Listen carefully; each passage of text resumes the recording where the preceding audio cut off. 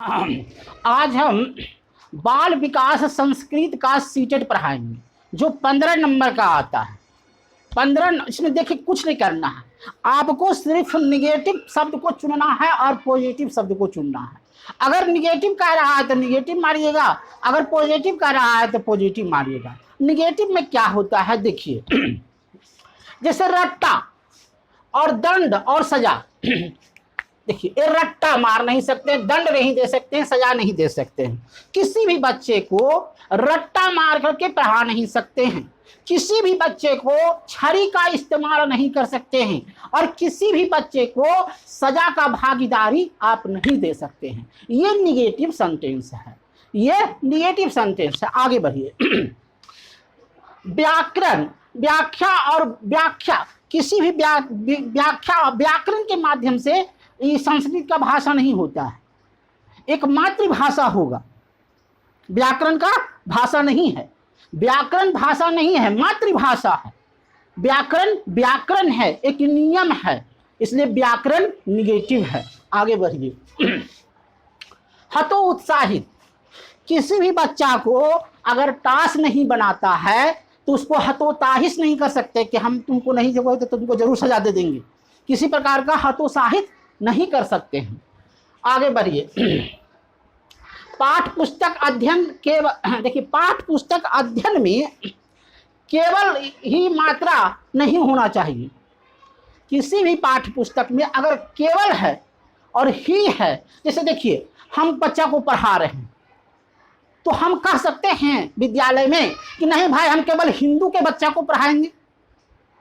ऐसा अगर कहते हैं तो हम पर निगेटिव सेंटेंस है, केवल हम हिंदू के बच्चा को पढ़ाएंगे, मुस्लिम के बच्चा को नहीं। ऐसा अगर कहते हैं तो निगेटिव सेंटेंस है। हम जो बच्चा विद्यालय में आ रहा है वो सभी को पढ़ाएंगे, सामान्य बच्चा को पढ़ाएंगे, विशिष्ट बच्चा को पढ़ाएंगे, हिंदू बच्चा को पढ़ाएंगे, मुस्लिम बच्चा को पढ़ाएंगे, सारे बच्चा को पढ़ाएंगे। केवल का सेंटेंस नहीं हो सकता। आगे बढ़िए। उसके बाद है छात्र गोरा प्लेट। एक समय आया था, कहा था कोई कि छात्र गोरा प्लेट है, लेकिन छात्र के दिमाग में भाषा सीख करके आता है, बुद्धि सीख करके आता है, मानसिक विकास सीख करके आता है, ज्ञान इंद्रियां को पहचानता है, तो गोरा प्लेट कैसे हो गया छात्र भाई?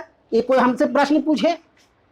छात्र का दिमाग कभी भी गोरा प्लेट के समान नहीं है, छात्र के दिमाग में भरा हुआ चीज है।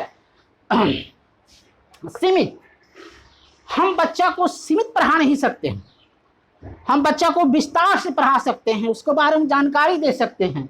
निष्क्रिय, हम बच्चा को किसी प्रकार के पैसा नहीं ले सकते हैं, वो निष्क्रिय लेंगे पैसा नहीं, स्वार्थ भावना से। अब आइए पॉजिटिव शब्द। बहुभाषिकता। देखिए, बहुभाषिकता जो है, जब भाषा सीख बच्चा आता है कॉलेज स्कूल में तो बहुत सा भाषा सीखता है, तो उसी भाषा में शिक्षक को पढ़ाना चाहिए, उसी भाषा में अवधारणा में बच्चों को उसके साथ ढालना चाहिए। और क्या, बच्चे को महत्वपूर्ण साधन देना चाहिए, अवसर, बच्चे को बोलने का अवसर देना चाहिए, बच्चे को लिखने का अवसर देना चाहिए। अगर बच्चा गलत भी बोल रहा है, अगर गलत भी जवाब दे रहा है तो उसको डांट नहीं सकते हैं, उसके अंदर उत्साह पैदा कीजिए कि नहीं नहीं ठीक है ठीक है ठीक है, गलत भी जवाब नहीं ठीक है, उत्साह बढ़ेगा। रचनात्मक कक्षा, रचनात्मक कक्षा होता है क्या? नए नए चीजों का आविष्कार करना, नए नए चीजों को बताना, नए नए अथी को समझाना। छात्र केंद्रित, शिक्षक केंद्रित नहीं हो सकता। जब भी होगा बच्चा तो छात्र केंद्रित होगा। बच्चा के बारे में सोचना, बच्चा को पढ़ाना, बच्चा के विकास करना, बच्चा को समझाना, इसलिए छात्र केंद्रित होगा। त्रुटिमान महत्वपूर्ण सूचना, किसी भी त्रुटि के समान बच्चा को हम पढ़ा नहीं सकते। सक्रिय, बच्चा को सक्रिय भावना छानी चाहिए, बच्चा को है उसमें मन लगे, उसको जिज्ञासा बढ़े, उसमें रुचि जगाए, उसमें सब कुछ करे, तो ये सक्रिय हो गया। विभिन्न संदर्भ में भाषा का प्रयोग, बच्चा जो है विभिन्न संदर्भ में भाषा का प्रयोग करता है, उसकी अवधारणा को समझना है, अवधारणा को समझाना है। लैंगिक अनुसार लड़का लड़की की, देखिए लैंगिक लैंगिक किसको कहते, पहले समझ लीजिए। किसी भी धर्म का हो, चाहे एक ही माँ बाप का बच्चा हो, एक समान नहीं हो सकता, वह उसमें भिन्नता पाई जाती है। चाहे वो किसी भी धर्म का हो, हिंदू हो सकता है, लेकिन उसकी मानसिकता, उसका विचार, उसका योग्यता एक समान नहीं हो सकता। ये हमने कह दिया जो कह दिया। इसलिए लैंगिक भिन्नता होगा जो अटल है।